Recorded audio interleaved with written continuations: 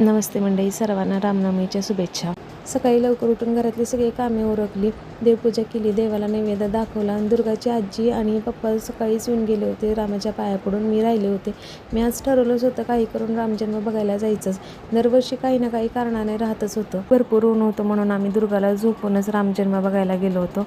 नेमकं आम्ही गेलो आणि तेव्हा चालू झालेलं होतं. आम्हाला सगळं काही बघायला मिळालं, सुंटवडा खायला मिळाला. त्याचबरोबर राजवाडा पण ओपन होता. मग राजवाडा बघायला गेलो. खूप वर्षांपूर्वी मी राजवाडा आतून बघितला होता. त्यानंतर आज ती वेळ आली आणि खूप जेव्हा आपल्या मनासारख्या काही गोष्टी घडतात त्यावेळेस आपल्याला खूप आनंद होतो. आज माझ्या सगळ्या गोष्टी मनासारख्या घडल्या होत्या. मला आतून राजवाडा पण बघायला मिळाला होता.